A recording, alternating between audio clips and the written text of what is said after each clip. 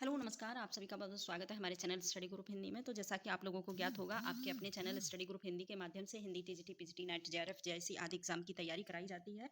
साथ ही विभिन्न प्रकार की प्रतियोगी परीक्षा के सामान्य हिंदी पाठ की तैयारी कराई जाती है। जो लोग चैनल पर नए हैं, चैनल को सब्सक्राइब ज़रूर करें, वीडियो अच्छा लगे लाइक, शेयर ज़रूर करा करें, साथ में बेल आइकन प्रेस करें, जिससे कि मेरा जो भी नया वीडियो आए, उसका नोटिफ़िकेशन सबसे पहले आप तक पहुँचे। तो आप सभी से रिक्वेस्ट है कि आज हम हिंदी साहित्य के अ, वस्तुनिष्ठ इस प्रश्नों को सॉल्व करेंगे। यदि किसी को डाउट होता है तो कमेंट के माध्यम से हमें पूछ सकते हैं। तो चलिए पहला प्रश्न है हमारा, आदिकालीन हिंदी साहित्य की पृष्ठभूमि। ये रचना है, बताना है किसकी है ये, के लेखक कौन है। आदिकालीन हिंदी साहित्य की पृष्ठभूमि बहुत ही महत्वपूर्ण रचना है। प्रश्न सारे ही महत्वपूर्ण हैं। आप सभी से रिक्वेस्ट है कि इन प्रश्नों को वीडियो को लास्ट तक जरूर देखें। सारे प्रश्नों को आप एक बार जरूर देखें।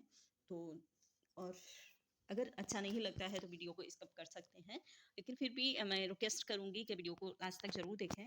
और वीडियो अच्छा लगता है तो आप लोग वीडियो तो देखते हैं लेकिन लाइक नहीं करते हैं, तो सभी से रिक्वेस्ट है एक बार लाइक ज़रूर करा करें वीडियो को, तो हमें भी अच्छा लगता है। तो चलिए, बताना है कि लेखक कौन है आदिकालीन हिंदी साहित्य की पृष्ठभूमि। तो ऑप्शन है राम मूर्ति त्रिपाठी, दूसरा है रामकिशोर शर्मा, खंडेलवाल और रामचंद्र त्रिपाठी तिवारी। ठीक है, रामचंद्र तिवारी। ठीक है, ये प्रमुख ऑप्शन हैं, प्रमुख लेखक हैं। तो बताना है, आंसर है इसका पहला सही हो जाएगा। राम मूर्ति त्रिपाठी के द्वारा ये लिखा हुई महत्वपूर्ण रचना है आदिकालीन हिंदी साहित्य की पृष्ठभूमि।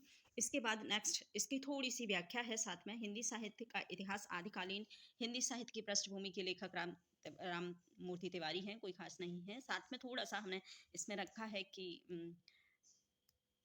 कोई भी डाउट होता है तो साथ में सॉल्व होता चले।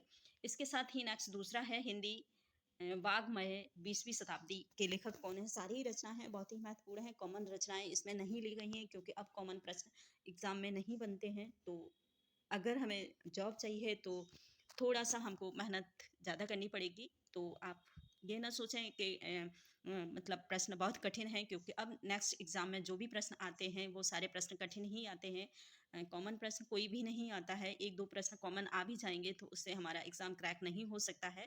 तो सभी से रिक्वेस्ट है कि थोड़े से वीडियो को धैर्यपूर्वक देखें। ठीक है, सारे ही प्रश्न महत्वपूर्ण हैं। अगर आप देखेंगे फिर आप सोचेंगे, जो लोग नेट की और टीजीटी पीजीटी की तैयारी कर रहे हैं उन लेवल का प्रश्न तो कम से कम होना ही चाहिए। तो इसी आधार पर इन प्रश्नों को हमने इसमें रखा है। महत्वपूर्ण प्रश्न हैं सारे के सारे।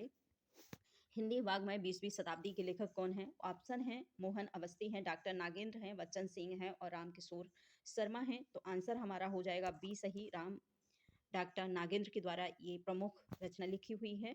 इसके बाद प्रश्न है नेक्स्ट दूसरा। इसमें कोई खास नहीं है, ये बस थोड़ा सा ही इसमें रखा है, व्याख्या कोई खास नहीं। तीसरा है रीत काव्य की भूमिका। महत्वपूर्ण रचना है रीत काल की भूमिका, बहुत बार एग्जाम में रिपीट होती है।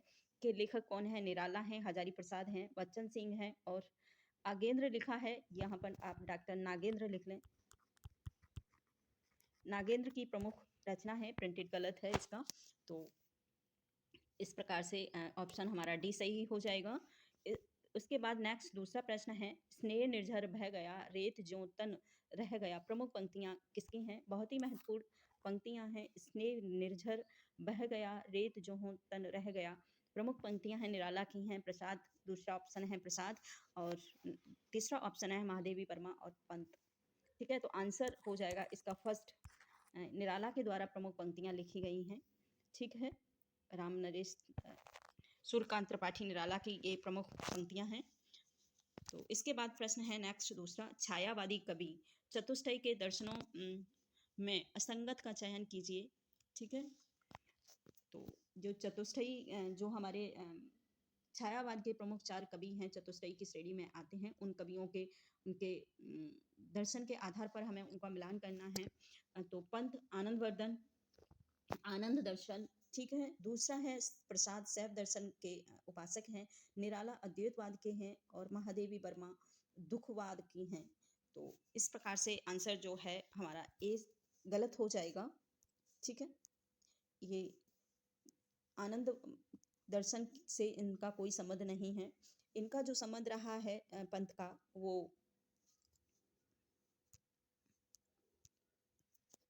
तो ये आनंद दर्शन से प्रभावित रहे हैं पंत अरविंद दर्शन से, सॉरी आनंद दर्शन से नहीं, अरविंद दर्शन से इनका संबंध रहा है। अरविंद दर्शन, अरविंद दर्शन से इनका संबंध रहा है। और बाकी जो प्रसाद हैं वो शैव दर्शन से इनका संबंध है, निराला अद्वैतवादी रहे हैं। तो आंसर इनका जो है फर्स्ट सही हो जाएगा। इसके बाद नेक्स्ट दूसरा प्रश्न है, केदारनाथ अग्रवाल का जन्म स्थान कहाँ पर है? केदारनाथ अग्रवाल का हमें बताना है जन्म स्थान। पहला है चिरानी, दूसरा है जीरादेही, तीसरा है कामासनी और बस्ती।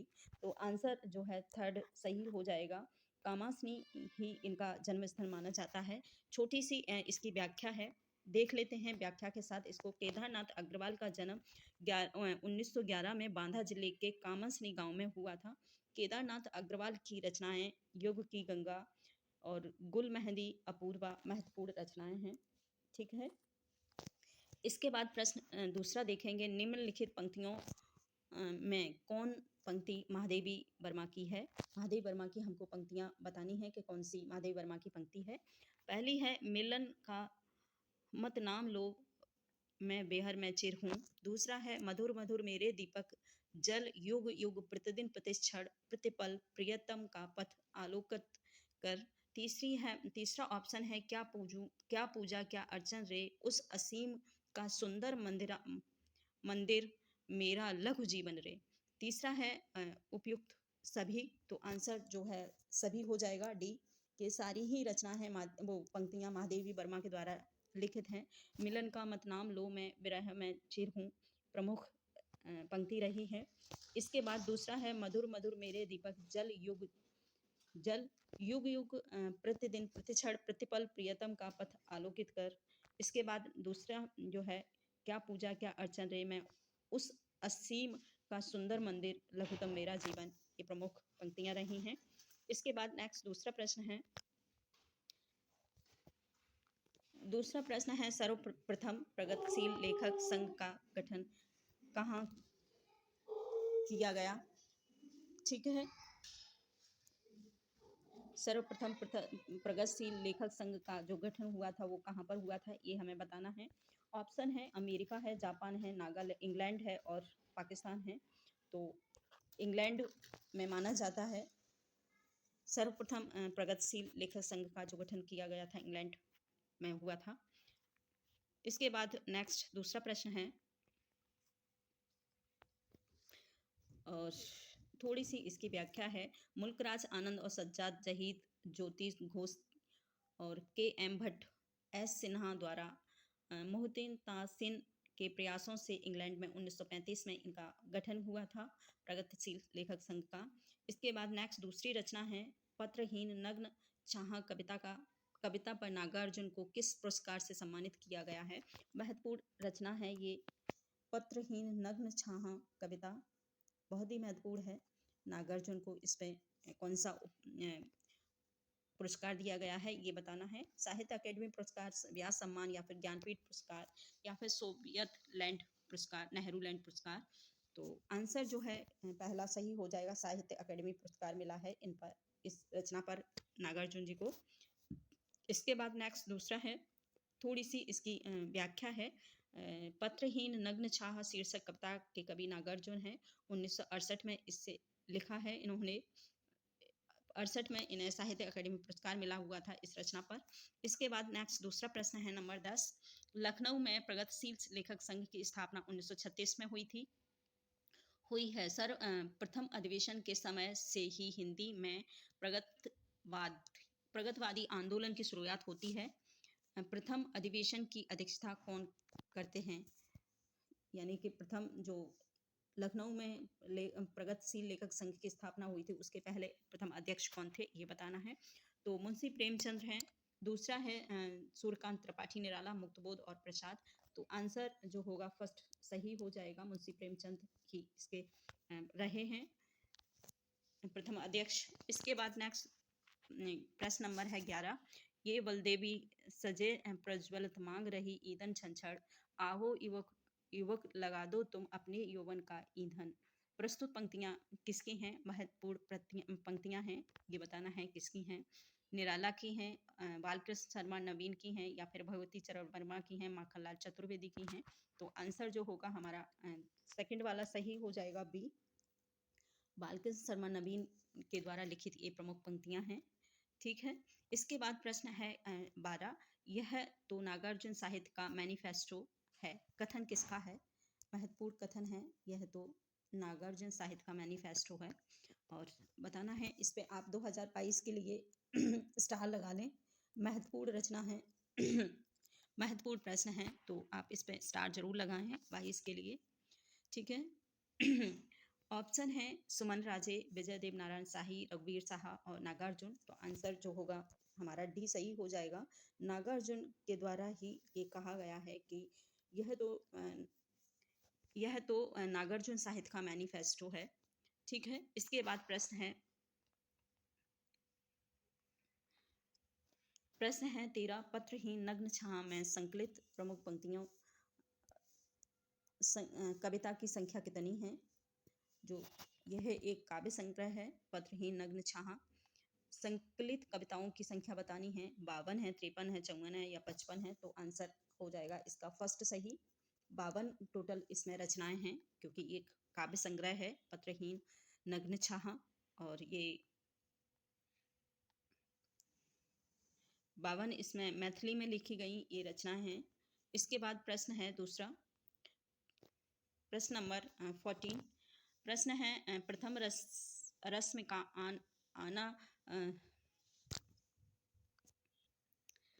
प्रश्न है प्रथम रस्म का आना रंगड़ी तूने कैसे पहचाना, कहाँ कहाँ है बेला विहंगिनी पाया तूने यह गाना। प्रमुख पंक्ति किस काव्य संग्रह की है, ये बताना है।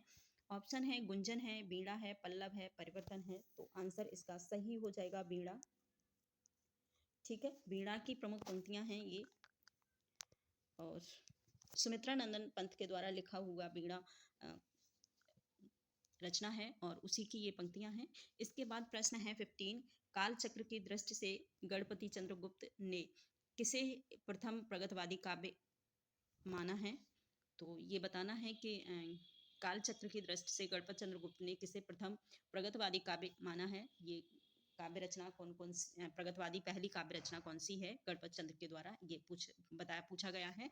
और तो ऑप्शन है इसमें करोड़ सतसही, चंद चंद वर्णन की महिमा, और करुणा भारण, और कोई नहीं। तो आंसर है करोड़ सतसही।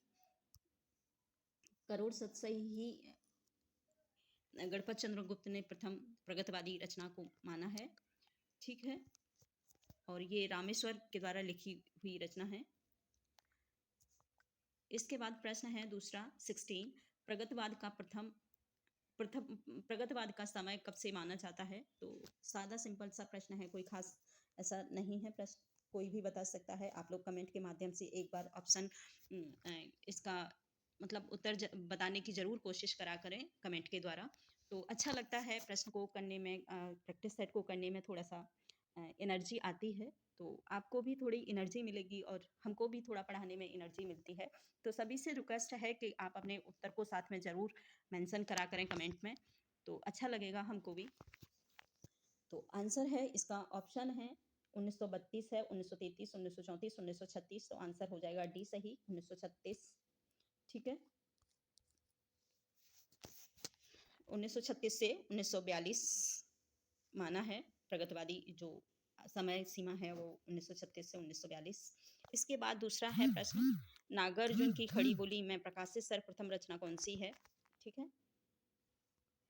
नागार्जुन के द्वारा जो खड़ी बोली थी, उनकी खड़ी बोली में प्रमुख रचना कौन सी है? प्रथम रचना कौन सी है? तो प्रतिहिंसा की अस्थाई भाव।